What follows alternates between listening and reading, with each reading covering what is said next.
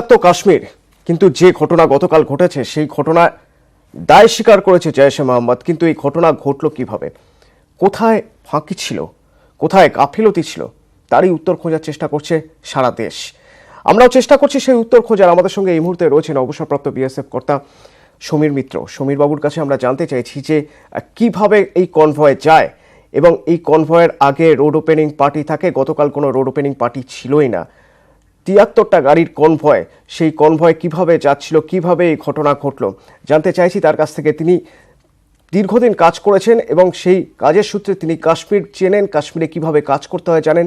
তিনি তার মতো করে আমাদের জানাচ্ছেন ঠিক কোথায় কোথায় গাফিলতি ছিল। এরই পাশাপাশি যে ৪২ জন মারা গিয়েছেন, যে ৪২ জন জওয়ান শহীদ হয়েছেন, তাদের মধ্যে থেকে একজন সিআরপিএফ জওয়ান বাবলু সাঁতরা, যার বাড়ি হাওড়ায়, হাওড়ার বাউরিয়ার চকরাশি গ্রামে।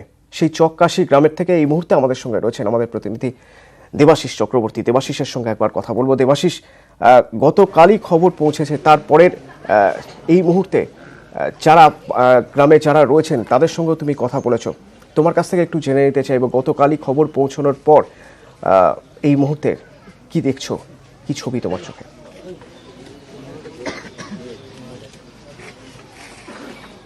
একেবারে দেখো, আমরা এই মুহূর্তে বাবলুর বাড়ি অর্থাৎ বাউরিয়া চককাশি এলাকায় রয়েছি। এলাকায় শোকের ছায়া, তাদের বন্ধু, এলাকার বাসিন্দা, তাদের বন্ধু, দাদা, ভাই, তার শেষ সময়ে তার সঙ্গী হতে তারা কিন্তু সকাল থেকে হাজির হয়েছে। মূলত এই যে আমাদের বাদিকে যে ঘর রয়েছে, এই ঘর থেকেই বাবলুর উত্থান এবং পরবর্তীকালে চাকরি জীবন শুরু করে এই বাড়ি সে বানিয়েছিল তার শেষ জীবন ভালো করে কাটানোর জন্য। তার প্রতিবেশী, তার সঙ্গী, তার পরিবার সবাই এখানে রয়েছে। তারা সবাই শোকাচ্ছন্ন বলা যেতে পারে। এই বাবলুর লড়াইটা কিন্তু একেবারেই কম ছিল না। ক্লাস ৯ম শ্রেণীর পড়ার সময় তার বাবার মৃত্যু হয়। প্রেমচাঁদ জুট মিলের একজন সাধারণ কর্মী হিসাবে কাজ করতেন বাবলুর বাবা। তার মৃত্যুর পর তাকে হাল ধরতে হয় সংসারে। পড়াশোনার সাথে সাথে সে চেষ্টা করেছে, ভলিবল প্লেয়ার ছিল, খেলোয়াড় হিসাবে ভালো নাম করেছিল। সেই বাবলু পরবর্তীকালে সংসারে হাল ধরতে তিনি একেবারেই বলা যেতে পারে হকারি, সেখানে বাজারে মাছ বিক্রি পর্যন্ত করেছিল। ১৯৯৯ সাল, সেই সময় বাবলু সুযোগ পায় একবার সেনাবাহিনীতে যোগ দেওয়ার, কিন্তু বয়স একদিন কম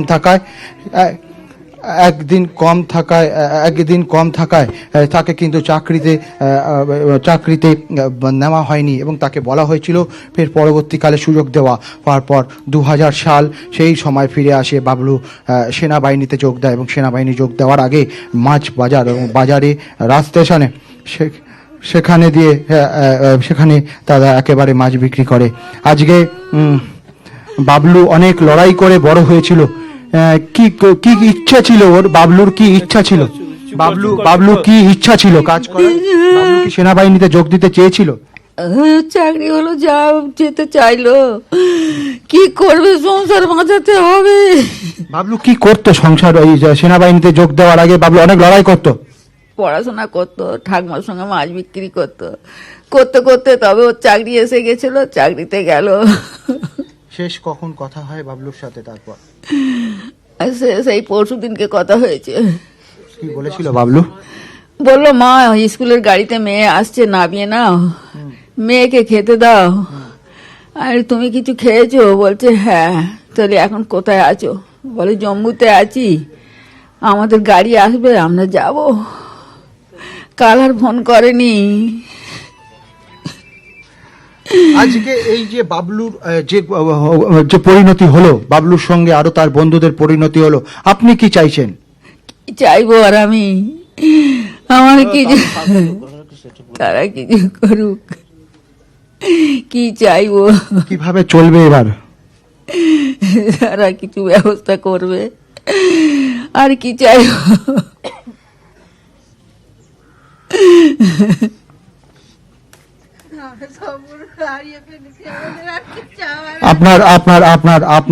আপনার ছেলের সঙ্গে আপনি কাটিয়েছিলেন, আপনার সঙ্গে কথা হয়েছিল, সেরকম কোনো মুহূর্ত মনে পড়ছে বাবলুর সঙ্গে থাকার?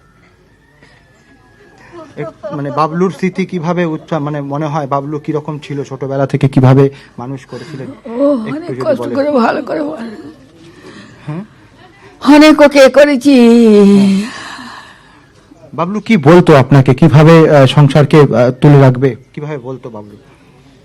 সে চেষ্টা করে গেছে, সে কিভাবে রাখবে সে চেষ্টা করতো, চেষ্টা করে আমাকে জানতে দিত না, আচ্ছা, সে ঠিক চালাতো। সেই স্মৃতিগুলো কিভাবে উগড়ে আসছে বা উপরে আসছে, তা তার মেয়েকে তা মানুষ করতে হবে আপনাদের, কিভাবে চলবে আগামী দিন? আর কি করবো? একেবারে দেখো আর কথা বলার মতন অবস্থায় নেই। হাওড়ার বাউরিয়া গোটা চক্কাশি পরিবার, গ্রামের তাদের বাবলু এখানে সাঁতরা কিন্তু সবাই, সিআরপিএফ জওয়ান তার যে- 1.5 মাস আগে শেষবার বাড়িতে এসেছিলেন। স্ত্রী, মা, 5 বছরের কন্যা সন্তান। কাশ্মীরের প্রথম পোস্টিং ছিল বাবলু সাঁতরার। বাবলু সাঁতরার বাড়ির ছবি দেখছেন এই মুহূর্তে। গতকাল খবর পাওয়ার পরেই প্রতিবেশীরা একে একে এসে ভিড় জমিয়েছেন বাবলু সাঁতরার বাড়ির সামনে।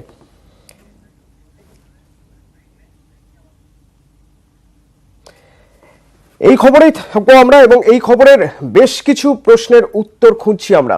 আমাদের সঙ্গে রয়েছেন অবসরপ্রাপ্ত বিএসএফ কর্তা সমীর মিত্র। সমীর বাবুর সঙ্গে কথা বলবো একটা বিরতির পর, সঙ্গে থাকুন।